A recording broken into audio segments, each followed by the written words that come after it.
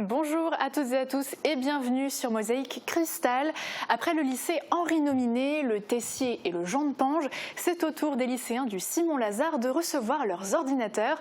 Pour cette troisième vague du dispositif 4.0, on a décidé de faire le point aujourd'hui avec la vice-présidente de la région Grand Est, Nicole Müller-Becker. Bonjour à vous. Bonjour à vous. Et on se retrouve en deuxième partie d'émission, tout comme toi Sandrine, salut. Salut. Alors avec toi aussi, on parle de 4.0 parce que ça fait réagir nos internautes sur la page Facebook. Ils ont été bavards. C'est ça. Et on lira ça également en deuxième partie. Et on démarre ce journal à Bitche. La gare fête ses 150 ans ce week-end durant les journées du patrimoine. Alors pour l'occasion, l'association T2SB, train touristique entre Sarreguemines et Bitche, met en place une activité insolite. Morane, salut. Salut Annie. Alors dis-nous en plus. Alors, comme tu peux le voir derrière moi, la gare de Bitche n'est plus en activité. Elle va souffler ses 150 bougies ce week-end et pour l'occasion, l'association T2SB lui a prévu un petit cadeau. Donc, c'est une activité de vélo-rail de la gare jusqu'au passage à niveau de l'étang de Hasselfurt. Au total, 4 km de parcours qu'il faudra traverser en pédalant. Une trentaine de bénévoles assureront les passages, mais Sonny Sadler, le président de l'association, a encore plein de projets en tête. Vous les découvrirez tout à l'heure dans son interview. En tout cas, ça donne envie en voyant ces images. Merci beaucoup Morane et merci à Marie-Morgane pour le cadrage. On y revient dans quelques minutes, le temps des infos en bref. Très gros chantier à l'école de la Cité à Sarreguemines. Les travaux de réhabilitation se déroulent en plusieurs phases pour un montant global de 2,8 millions d'euros. Au total, 3 ans de chantier sont prévus. Pendant les travaux, des classes sont installées dans des préfabriqués. Pas d'effet papillon des États-Unis à Rohrbach. Gaia Trends s'insurge contre les déclarations de Donald Trump, mais ne tremble pas.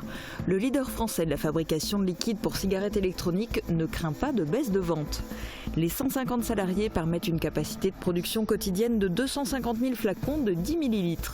Et plus d'une centaine de saveurs sont conçues à Rohrbach. Laurent Kalinowski jette l'éponge. Le maire PS de Forbach ne sera pas candidat aux prochaines municipales. Lui, qui avait aussi été conseiller général puis député, a décidé de se retirer de la vie politique. Cette dernière campagne municipale en 2014 avait été particulièrement médiatisée au niveau national, car face à lui se présentait Florian Philippot, à l'époque vice-président du Front National.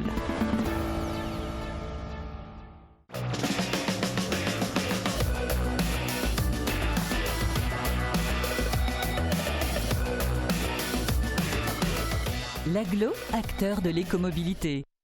Le soleil nous tient encore compagnie quelques temps. Voici les prévisions météo de demain. Avec le Crédit Mutuel, partenaire des grands événements sportifs.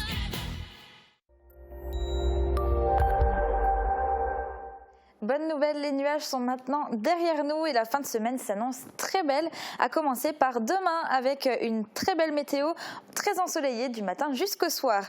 Mais même si le soleil sera bien présent, les minimales seront encore un peu fraîches avec de 5 à 7 degrés le matin, mais elles remontent bien l'après-midi avec de 18 à 20 degrés. Demain, nous serons le jeudi 19 septembre, le jour idéal pour penser aux Émilie puisque ce sera leur fête. Le soleil se lèvera à 7h14 pour se coucher à 19h30. Et aujourd'hui, j'avais envie de partager avec vous une photo toute mignonne que nous a envoyée Antoinette. Durant une balade en forêt, elle a croisé des petits smileys dessinés sur des rondins de bois.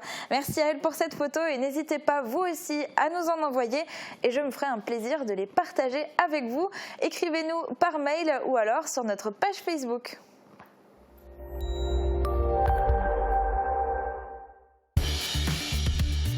Je réagis au doigt et à l'œil, même à distance. Fermap, des volets connectés à vous.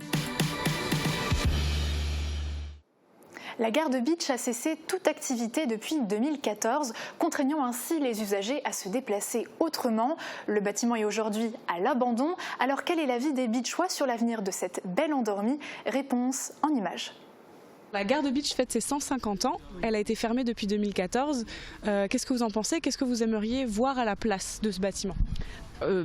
J'aurais bien aimé qu'il y ait une gare encore, parce que c'est vrai que je prends quand même régulièrement le train et c'est vrai que Beach est pas trop bien desservi au niveau des transports en commun, et autant j'arrivais à aller en formation par exemple à Metz ou à Nancy en train, autant actuellement c'est plus possible. J'aurais bien aimé la voir revivre en temps de gare. Remettre la ligne entre Strasbourg et Beach, c'est-à-dire Niederbronn Beach et puis Strasbourg. Bon, parce que c'est aujourd'hui impossible de rouvrir Sarreguemines Beach. Mais bon, je voudrais rien d'autre à la place. Qu'elle rouvre déjà, ça serait pas mal. Pour se rendre à Sarreguemines ou quoi, ce serait bien.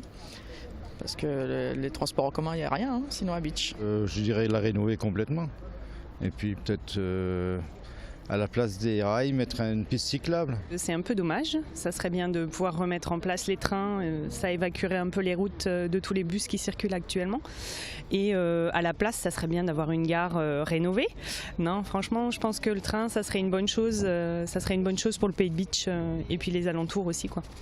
On aimerait bien qu'elle se rouvre de nouveau parce que j'habite juste à côté de la caserne et quand je vois les jeunes militaires passer devant chez moi, avec 2-3 sacs, il n'y a pas de transport, alors il ne faut pas s'étonner si un jour la caserne déménage, quoi. Et vous êtes une utilisatrice donc des transports en commun, ça vous embête que cette ligne soit fermée ? Surtout pour les jeunes, pas spécialement pour moi, mais pour les jeunes, pour les militaires, ça serait bien qu'elle rouvre, quoi. Moi, rien que prendre le bus pour aller à Sarreguemines, ça m'intéresse pas forcément. Je pense que par le train, ça risquerait d'être un tout petit peu plus rapide. Alors, c'est vrai que le secteur de Beach n'est pas forcément très attractif pour l'instant. Il faut espérer peut-être qu'avec les futures élections, ça arrange les choses, on ne sait pas. Mais en tout cas, l'idée du vélorail, je reviens quand même sur le vélorail, puisque la gare fête ses 150 ans et que le week-end du patrimoine, ils vont mettre du vélorail en place. C'est une bonne idée aussi. Mais je pense que les transports en commun par le rail, ça serait plus sécure et moins dangereux sur la route, quoi. Sonny Sadler est président de l'association T2SB. Il nous en dit plus sur les projets de l'association et de l'activité de vélorail qui sera mis en place ce week-end pour les Journées du patrimoine. Bonjour Sonny Sadler. Bonjour. Alors nous sommes allés demander l'avis des Beachois quant à la réouverture, la réhabilitation de la gare de Beach la plupart des gens aimeraient que les lignes Strasbourg Beach se réouvrent. Qu'est-ce que vous en pensez ? Exactement, c'est la même idée. En fait, ça nous réconforte dans notre position puisque nous, on est là, notre association a été créée dans ce but-là. Donc de la réouverture de la ligne, notamment Beach-Strasbourg, et le maintien de la ligne Sarreguemines Beach de l'emprise ferroviaire. Voilà, d'où le but de notre création d'un train touristique, mais bon, on en reparlera. Et donc quel est justement ce projet de train touristique ? Oui, alors le train touristique, en fait, il va servir donc surtout à garder donc l'emprise ferroviaire de la ligne Sarreguemines Beach et à animer donc toute cette ligne, notamment relancer le tourisme. C'est-à-dire qu'un train à vapeur, ce sera un train à vapeur. Hein. Entre parenthèses, nous avons déjà des contacts avec une association qui nous prêterait donc une loco-vapeur. Donc tout ça, c'est en cours et ça animerait toute la ligne, ça reboosterait donc le tourisme et notamment donc tout ce qui a attrait donc au tourisme de Beach. Hein. Je vous donne un exemple, le train circulerait, notamment vous aurez un billet naturellement, vous ne prendrez pas que le train pour voyager, mais visiter donc le train plus un billet, visite de la citadelle, visite d'Haselfurt, plein de choses, Fort Cassel. On travaillera, donc il faut travailler avec un lien étroit, avoir un lien étroit avec les associations notamment pour faire mûrir ce projet. Voilà, c'est en fait c'est un outil au service du tourisme de Beach. Et en parlant du tourisme, ce week-end ont lieu les Journées du patrimoine. Qu'est-ce que vous avez prévu de faire ? Donc on va faire un vélorail. Et le vélorail se fera sur 2 jours. Je pense que c'est une première dans le Pays de Beach, ça s'est jamais fait. Les gens pourront donc s'éclater un peu dans la nature. On partira de la gare de Beach vers l'étang d'Haselfurt.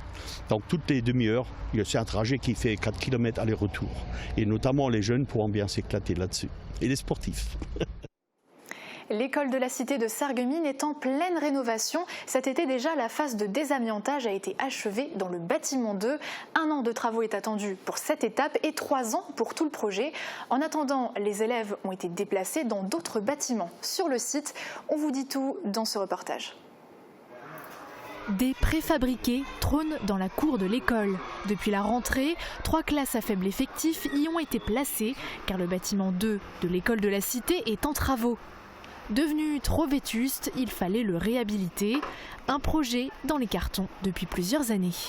Disons que les bâtiments étaient en mauvais état, mal isolés, donc très chaud l'été, frisqué l'hiver, et toute la menuiserie était dans un état par endroits assez pitoyable. Donc il y avait vraiment urgence, et je crois que c'est un très très beau projet auquel nous sommes pleinement associés. Donc ce bâtiment, c'est certainement celui qui a mal vieilli, un des seuls de Sarreguemines d'ailleurs, puisque toutes les autres écoles ont été ou sont réhabilitées.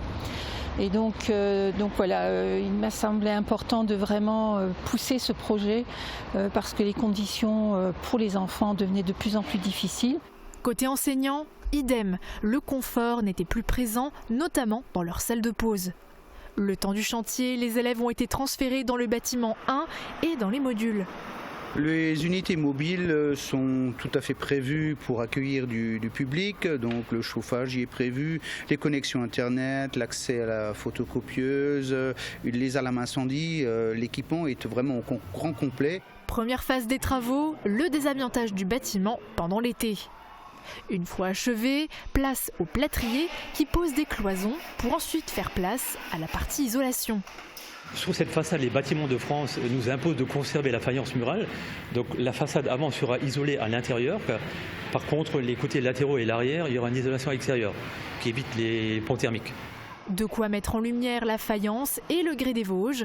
Après cette rénovation, ce sera au tour du bâtiment 1 d'être remis à neuf, isolation comprise.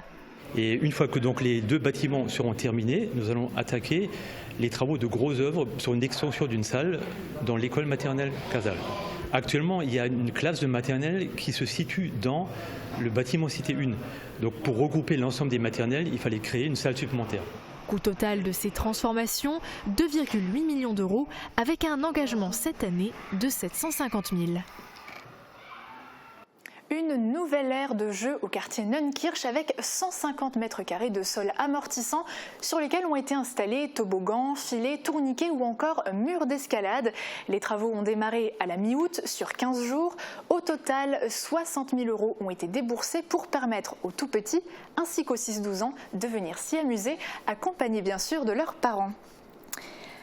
Donald Trump s'est trouvé une nouvelle bête noire, la cigarette électronique. Il parle purement et simplement de l'interdire. Mais les déclarations du président des États-Unis sont très loin d'affoler les fabricants français. Et en premier lieu, le leader français de la fabrication de liquide pour cigarettes électroniques. Gaia Trend est installé à Rohrbach-les-Bitches où 150 salariés produisent jusqu'à 250 000 flacons par jour. Nous avons fait le point avec son directeur général, Olivier Marzel. Donald Trump qui veut interdire les cigarettes électroniques, ça c'est quelque chose qui vous fait bondir ? Alors oui, bien sûr, la réaction de Donald Trump à chaud suite aux différents événements liés la semaine passée aux États-Unis, où j'insiste sur le fait qu'il ne faille pas faire d'amalgame sur la partie interdiction de cigarettes électroniques, interdiction d'arômes, par rapport aux différents événements où la problématique liée aux États-Unis n'était pas la faute des arômes. D'ailleurs, Donald Trump a rebondi en tweetant ce week-end, comme quoi il revenait un peu sur ses propos, comme quoi il souhaitait aujourd'hui une réglementation beaucoup plus adaptée au niveau marché américain, et il souhaitait réellement s'inspirer de la réglementation aujourd'hui qui existe en Europe depuis 2016. Alors justement, en termes de réglementation, que ce soit en France de manière générale, en Europe, les normes sont très différentes de ce qu'on peut trouver aux États-Unis. Alors oui, effectivement, donc depuis 2016, un fabricant de liquide est soumis à une réglementation très stricte qui s'appelle la directive européenne des produits sur le tabac, qui est transposée aujourd'hui dans le droit français, auquel chaque fabricant français ou étranger européen doit se conformer. Donc c'est-à-dire qu'il doit faire une notification de l'ensemble de sa recette, c'est-à-dire des molécules présentes dans les liquides, à un organisme de santé, en l'occurrence l'ANSES pour la France, et cet organisme va réguler et regarder rapidement s'il y a des molécules interdites ou non qui sont présentes dans le liquide. Mais comme le fabricant aujourd'hui se soumet à une réglementation très très stricte au niveau du marché européen, il ne peut pas faire d'erreur dans la composition de ses produits. Et donc soumettre sur un marché un liquide propre et safe à l'utilisation. Est-ce que si les États-Unis bannissaient la cigarette électronique, il y aurait des répercussions en Europe et notamment ici à Gaia Trend ? Alors il y aurait forcément des répercussions, hein. C'est un peu comme Donald Trump qui commence à parler du vin, interdire certaines importations de vin. Ça pourrait être problématique, hein. Les États-Unis sont quand même aujourd'hui un mastodonte. Beaucoup de pays prennent exemple sur les États-Unis, mais je n'ai pas forcément d'inquiétude. Aujourd'hui, il est prouvé que ce produit fonctionne. C'est un produit de réduction des risques.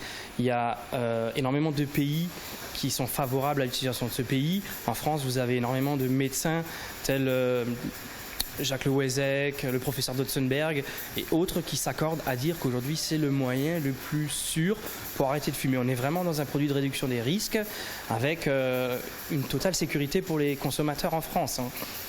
Je rappelle aujourd'hui que pour Gayatren et sa marque Alpha Liquide, nous sommes la seule entreprise européenne à être triplement certifiée et se battre au quotidien pour des produits de vape responsables. Et grâce à toutes ces réglementations, ces notifications, on est capable de mettre aujourd'hui sur le marché des produits qui participent à la sécurité des vapoteurs. Et dernière information avant qu'on passe à une courte pause, un nouveau cambriolage au Super U de Roth-en-Bar. Cette nuit, des malfaiteurs se sont introduits dans le magasin où ils auraient volé un fond de caisse. Nous ne connaissons pas le montant du préjudice, mais pour information, ce Super U avait déjà été cambriolé en mars dernier. Des casiers métalliques de monnaie avaient alors été dérobés. Pourquoi distribuer des ordinateurs aux lycéens? À quel prix? Avec quelles limites? On répond à ces questions juste après la pub avec notre invité. On en profitera pour lire les commentaires de nos internautes sur ce sujet. À tout de suite. Au pays de Beach, une offre fibre jusque chez vous, un service innovant en zone rurale.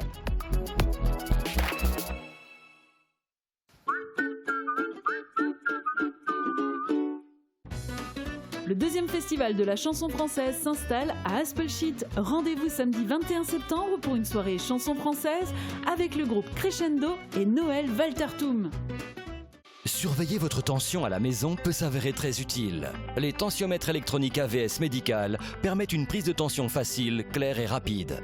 À partir de 25,90 €. À l'occasion de la Semaine du Cœur du 21 au 29 septembre, nous ferons une remise de 20% sur certains appareils. Offre valable dans les boutiques de Sarreguemines et de Forbach. AVS Santé, notre métier, vous accompagner. Vous l'attendiez tous? La saison culturelle de la ville de Sarreguemines redémarra sur des chapeaux de roue. Marc Lavoine, Maxime Le Forestier, Guillermo Guise, Guillaume Meurice, Nora Hamzaoui, Blancas, les frères Jacquard et bien d'autres. Tout un programme à découvrir sur www.sarreguemines.fr.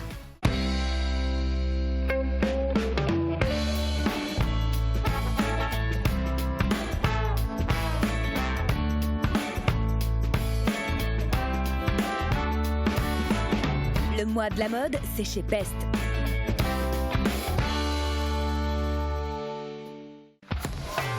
L'atelier gourmand, l'étape gourmande en zone industrielle de Sarreguemines. Du pain frais toute la journée, des pâtisseries artisanales, des hamburgers maison fraîcheur garantie et tout un assortiment de pizzas et de sandwichs. Passez nous voir et pensez au drive.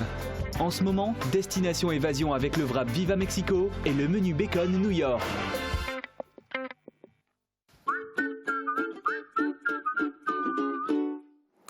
Nicole Müller-Becker, la région Grand Est, c'est la première région en France qui a mis en place le dispositif 4.0. Alors, juste avant qu'on aille un petit peu plus en détail, est-ce que vous pouvez nous expliquer pourquoi la région a choisi cette forme-là de distribution d'ordinateurs? Et une fois distribués, ces ordinateurs, ils apportent quoi de plus? Alors effectivement, on est la première région française à généraliser le 4.0 sur tous les lycées du Grand Est et particulièrement, et c'est ce que vous allez montrer, une distribution d'ordinateurs. On a distribué 115 000 ordinateurs sur toute cette région Grand Est et chez nous, dans les lycées, on le voit bien, il y avait des équipes dédiées à ces lycéens pour leur donner gracieusement. C'est la décision politique qui a été prise pour la rentrée 2019-2020, gracieusement leur mettre à disposition les ordinateurs, mais également l'outil numérique qui leur permettra de prendre possession de tout ce travail numérique qu'ils pourront faire avec leurs professeurs, et ça dans des très bonnes conditions, parce que du point de vue égalitaire, chaque lycéen aura le même ordinateur, la même possibilité de travailler et surtout de se former à cet outil qui leur permettra dans leur leur vie future, professionnellement, d'utiliser tout leur savoir qu'ils ont acquis au cours de leur période lycéenne. Certains lycées sur Sarreguemines ont décidé de faire en seconde et en première cet apprentissage de l'outil numérique, et d'autres partiront sur les secondes, premières, terminales. Voilà. Et alors, il y a d'autres distributions qui sont prévues, notamment demain au lycée Simon-Lazare. C'est étonnant que vous équipiez aussi les lycées professionnels. Est-ce que c'était aussi une volonté? C'est une réelle volonté. Lorsque nous avons décidé de mettre un budget quand même de 40 millions d'euros sur cette politique numérique que nous voulons mener auprès des lycées, c'est tous les lycées publics, les lycées professionnels, les lycées agricoles et également certains lycées qui sont privés et sous contrat avec l'État. Très bien. Alors, qui dit avenir numérique dit aussi impact sur les librairies. On a pu faire un reportage il y a quelques jours dans une librairie du secteur. Donc, plus de manuels scolaires, une perte d'affluence forcément. Est-ce que c'était une conséquence que vous aviez anticipée? Bien évidemment qu'on a pensé aux libraires, et je suis la mieux placée pour penser librairie, cœur de ville, parce que pour moi c'est important. Alors on a travaillé, et ça on pourra en parler à une autre occasion, pour les libraires, on leur a dédié un fonds et des actions qui sont faites pour qu'ils puissent se développer. Et d'un autre côté, lorsqu'on parle d'outils numériques et de travail à travers l'outil numérique, ça ne veut pas dire qu'on n'utilise pas le travail sur papier, et qu'au contraire, on dit bien que le livre est l'essentiel aussi pour nos jeunes lycéens. Donc c'est vraiment, ça a été réfléchi, construit pour que l'avenir de nos jeunes lycéens soit bien pris en compte. Et vous avez déjà eu des retours de professeurs, de chefs d'établissement sur ce dispositif? Bien évidemment. Le jour de la rentrée déjà, je me suis intéressée aux proviseurs des lycées de mon secteur, de mon territoire, qui va de Bitche jusqu'à Sarreguemines. J'ai aussi été la semaine dernière, lorsque je n'ai pas pu être présente lors de la distribution des ordinateurs et de la signature de la charte, parce qu'il y a une charte pour les lycéens aussi, pour faire bon usage de ces ordinateurs et de l'outil numérique. On a également discuté, regardé de quelle manière nous avons mis à leur disposition des agents qui sont chargés de la maintenance de l'informatique. On y reviendra justement sur ce point-là un petit peu plus tard. C'était important pour eux aussi d'être accompagnés, et bien sûr que je fais remonter aux équipes, et qui sont formidables parce qu'il y a eu des équipes formidables sur le terrain, remonter également les interrogations, les freins, les inquiétudes des uns et des autres, pour que tous puissent travailler en concert pour nos jeunes, pour la jeunesse, parce que c'est ça notre souci, d'être là pour les jeunes lycéens. Alors, on était présent lors de la remise des ordinateurs au lycée Henri Nominé, par exemple. On a réalisé donc ce reportage, on l'a mis sur Facebook, et il y a eu de nombreux commentaires qui ont été laissés, des points positifs bien sûr qui ont été soulevés, mais aussi des points négatifs, à commencer par le prix. Alors, le prix, parce que vous allez le voir dans le commentaire, Sandrine va nous lire un commentaire d'un internaute. Oui, alors dans les commentaires, il y a plusieurs personnes qui ont remis en cause les prix, pas cette année, mais notamment les années passées, donc de mise en place en fait de ce système. Alors Sandra nous dit bravo, moi j'ai dû payer 250 € l'année dernière, et Christelle lui répond moi 450 et pas d'aide, et là il les donne gratuitement.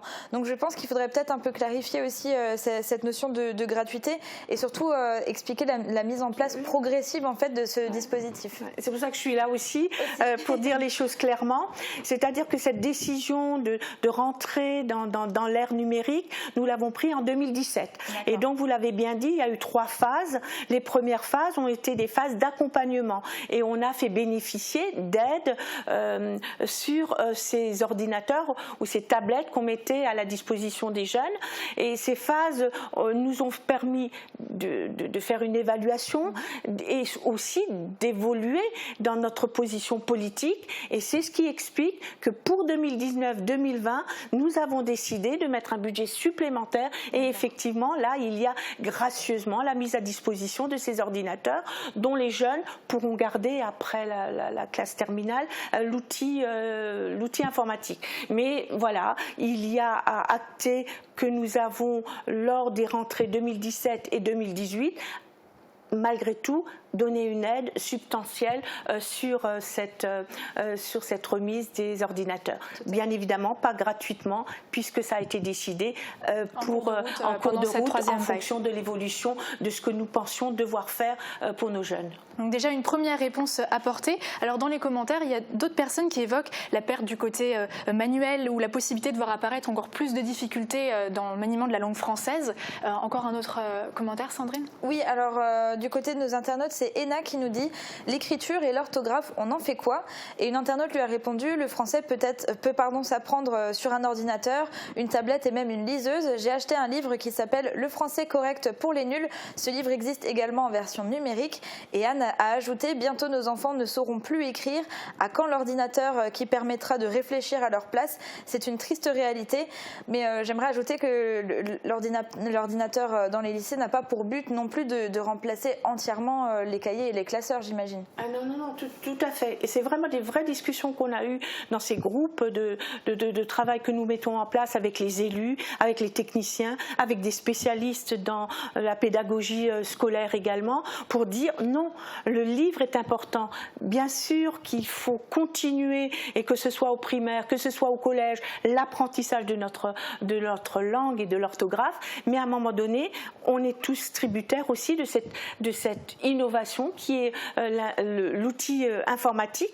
Et vous savez, on a mis en place des ressources pédagogiques, notamment la région Grand Est a signé avec Arte une convention où nous permettons, c'est une voie aussi de mettre des nouveautés à la disposition des lycéens, de mettre à la disposition des lycéens mais également de leurs professeurs des milliers de vidéos qu'ils pourront utiliser pour apprendre des langues, mais aussi le français, l'anglais, l'allemand, pour avoir des vidéos qui leur apprennent également une ouverture au monde et une ouverture sur des sujets qu'ils n'auraient peut-être pas eu s'ils avaient juste leur livre devant eux. Donc il y a aussi une plus-value certaine, mais à nous aussi, éducateurs, professeurs, mais à nous tous, de dire que le livre est important et qu'il faut bien évidemment se ressourcer aussi dans la lecture et mettre en avant ce type d'éducation que nous donnons à nos enfants. Alors vous l'avez annoncé tout à l'heure en début d'interview, il y a aussi le côté technique avec un Wi-Fi plus puissant, mais dans certains commentaires on sent qu'il y a encore une crainte. Oui, alors Jennifer nous a écrit « Vaste blague, rien n'est adapté pour l'instant. La batterie ne tient pas la journée, loin de là. Pas de prise partout dans les salles et encore moins de connexion Internet. Et comment on bosse sur sa table avec ordi plus matériel scolaire ?» Est-ce que les salles de classe, au final, vont être adaptées à ce changement et à ces ordinateurs ? Alors, il y a eu une vraie révolution parce que tous les lycées sont équipés de Wi-Fi. Donc, il y a eu des travaux énormes qui ont été faits dans ce sens-là.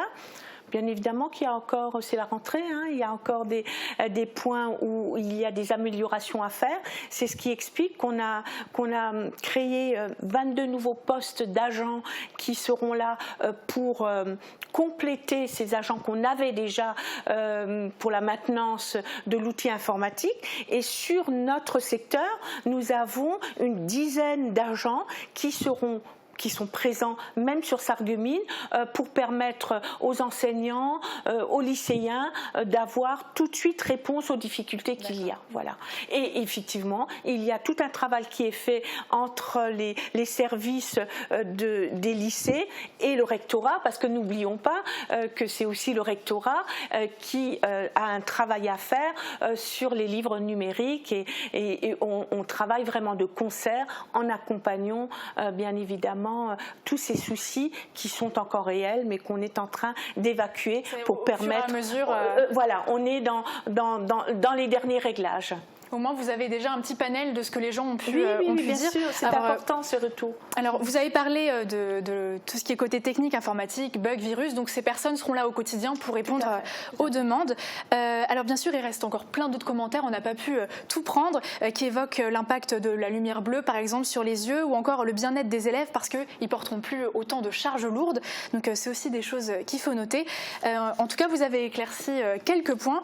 En tant que vice-présidente de la région, région. On voit que vous vous investissez beaucoup, en tout cas, mais vous avez aussi un autre mandat, il ne faut pas l'oublier, c'est celui d'adjointe au maire.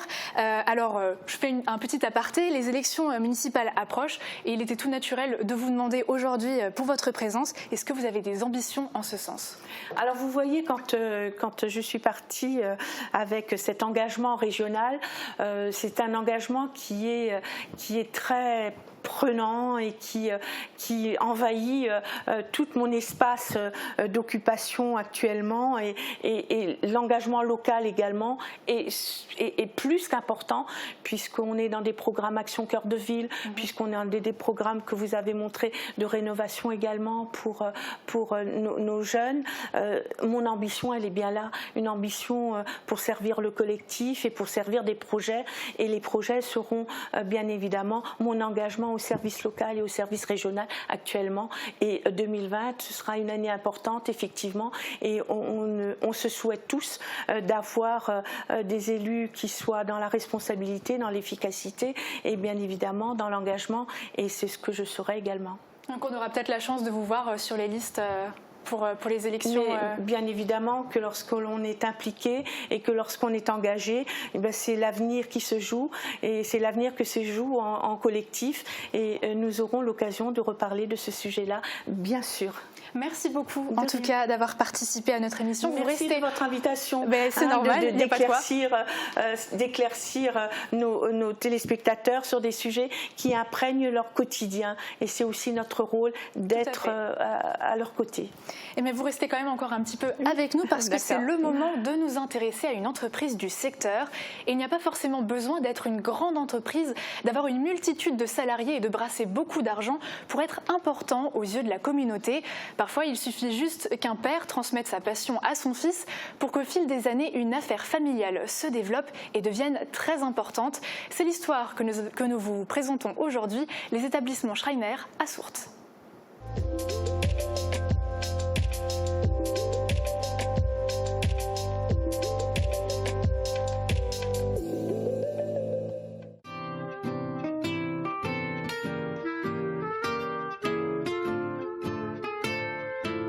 Mon grand-père a démarré l'activité avec tout ce qui est graines. Ensuite, il a pris les plantes d'intérieur. Mon père, il a continué avec les plantes d'extérieur.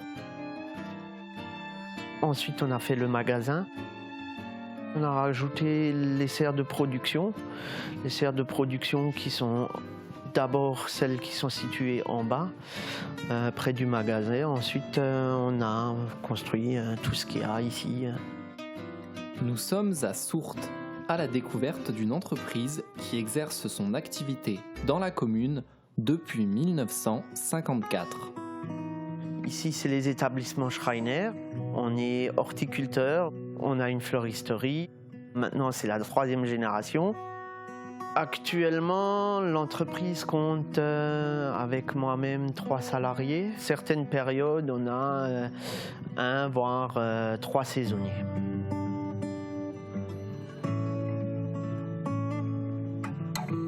On travaille sur une petite rempoteuse, donc tout ce qui est rempotage, on le fait sur la rempoteuse. On place nos plantes directement dans des caisses de manutention qu'on place sur rôle, et les rôles, ils sont montés directement avec un petit tracteur. Actuellement, on peut proposer tout ce qui est graines, donc de culture, semences, donc pour les jardins. Graines de fleurs, des bulbes. Pour le mois de mai, c'est plus des géraniums, les plantas massifs, les surfinias. Pour l'automne, on a les collections d'automne, les eucherins, le carex, pensées, bien sûr, et les chrysanthèmes pour les extérieurs et pour décorer nos tombes. Le climat du Beacherland sait se montrer parfois capricieux, mais rien n'empêche les cultures de la famille Schreiner de s'épanouir. Sa situation géographique lui donne même un petit avantage. On est placé sur le pan sud d'une colline, donc en plus de ça on est en escalier, donc c'est vraiment le top au niveau de la luminosité et la chaleur quoi, en hiver. Une entreprise simple et sans prétention. Mais je ne vous apprends rien, Si l'on veut faire plaisir à quelqu'un, un cadeau simple est amplement suffisant tant qu'il vient du cœur, comme par exemple un bouquet de fleurs.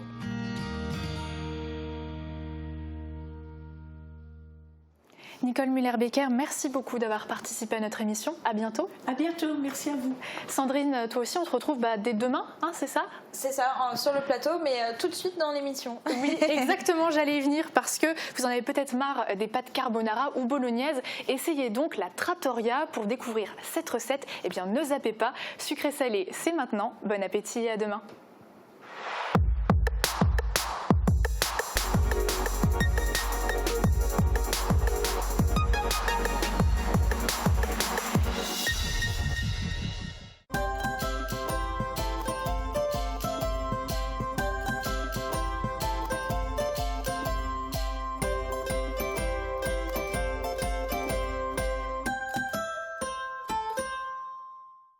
Bonjour à tous et bienvenue dans votre émission Sucré-Salé. Aujourd'hui, on décolle pour l'Italie avec notre cuisinier du jour, Issaj Ersad, qui nous vient d'Intenso, le restaurant à Sarreguemines. Je vous laisse tout de suite découvrir son portrait.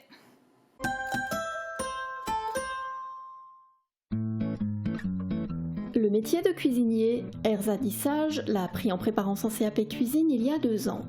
C'est par passion qu'il a choisi sa formation. Il aime préparer des plats de tout genre, mais il a tout de même une préférence pour la viande. Ersad est employé chez Intenso, en zone piétonne de Sarreguemines. Le restaurant vous propose une cuisine italienne avec des plats rapides à midi et une carte plus élaborée le soir. Ersad est d'origine albanaise et vit en France depuis 6 ans.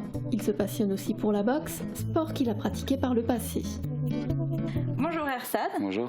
Je suis ravie de t'accueillir dans notre cuisine. Alors explique-nous un petit peu ce qu'on va cuisiner aujourd'hui et pourquoi tu as choisi de faire cette recette ici.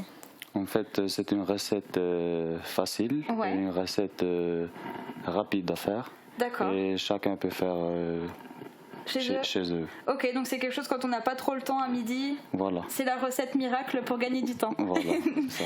Ok, super. Avant de s'attaquer à la recette, je vous laisse découvrir les ingrédients.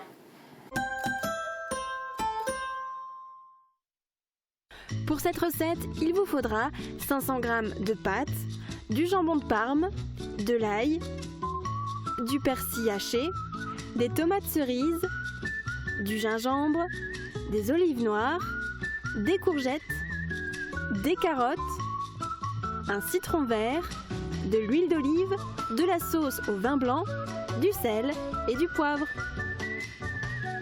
Alors, pour commencer cette recette, quelle est la première étape ?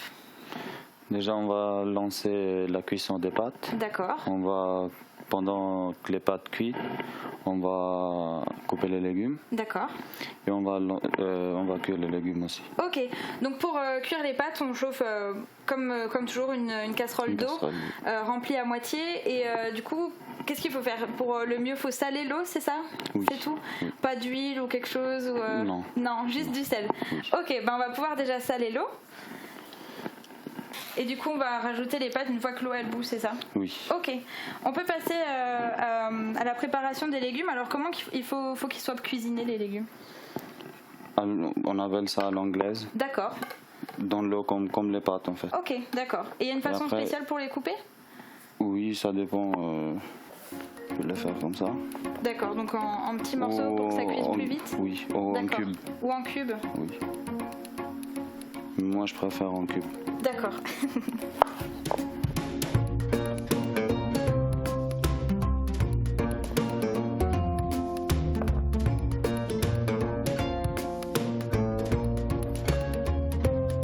Alors une fois qu'on a fini de préparer les légumes, donc on a coupé nos courgettes et nos carottes, on a salé l'eau donc pour les cuire et on va pouvoir les mettre à cuire. Oui. Elles doivent cuire combien de temps les carottes Pas et les longtemps, 5 minutes. 5 minutes ? Pas plus, Ok, 5-10 minutes. On peut lancer la cuisson et on attend toujours que l'eau des pâtes bout.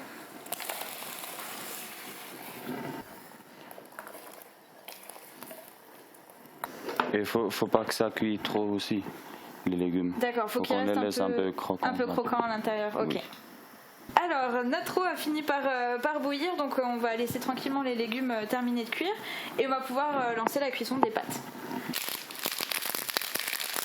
Donc là, on a choisi c'est des spaghettis. Bon, celles-là, elles sont tricolores, mais elles peuvent être toutes simples, peu importe.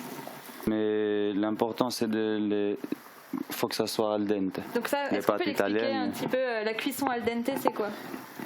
La cuisson al dente, tu le sens qu'ils sont un peu crus en fait. D'accord. Encore un peu croquante à l'intérieur. Voilà. Ça, c'est la meilleure cuisson. Oui. Et si jamais vous voulez goûter des pâtes fraîches ou des pâtes artisanales, eh bien sachez que vous pouvez en acheter au moulin Arnette. Je vous laisse découvrir le portrait qu'on a tourné chez eux.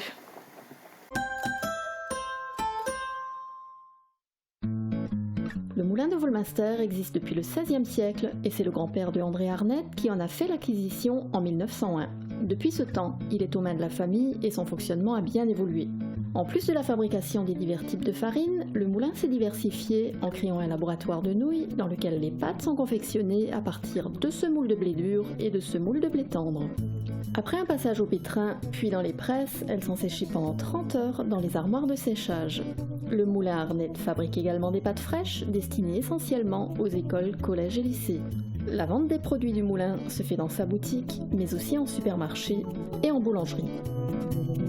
De notre côté, nos pâtes sont terminées de cuire. On va pouvoir les sortir de l'eau et les laisser dans un plat chaud, c'est ça? Oui. Ok, on peut le faire.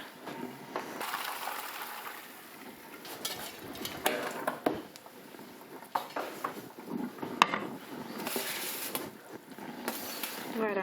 Donc là, l'idée, c'est de les laisser dans un plat qui est encore chaud, enfin qui les maintient au chaud, c'est ça? Là, ça cuit encore un peu. D'accord. Donc on stoppe pas la cuisson. Oui.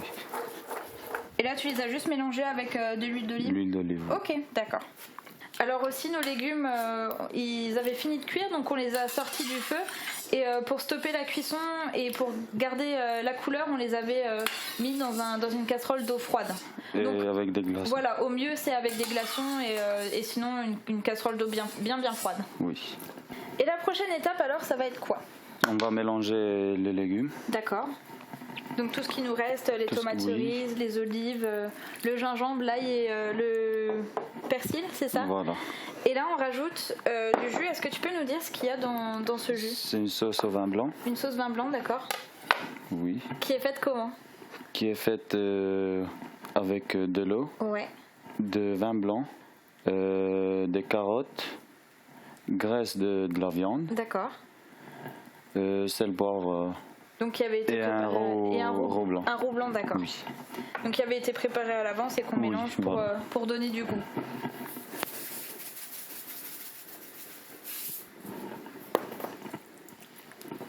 Donc on mélange tout.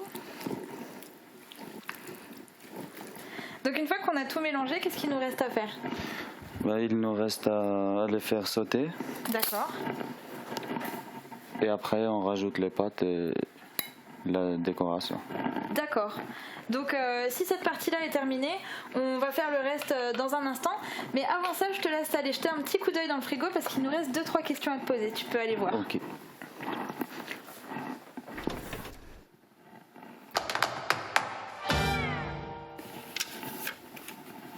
Pourquoi avoir choisi de devenir cuisinier?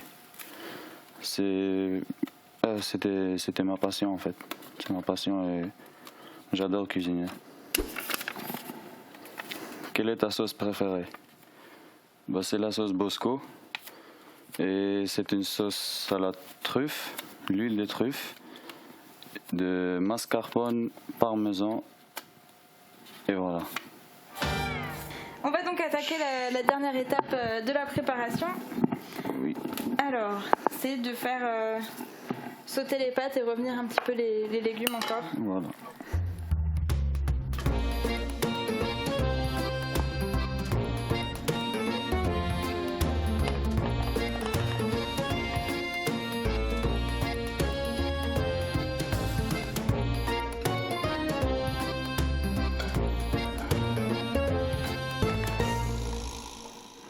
Donc une fois qu'on a fait revenir les pâtes avec les légumes, il n'y a plus qu'à les dresser sur les assiettes et à ajouter les légumes autour pour décorer, c'est ça? Voilà.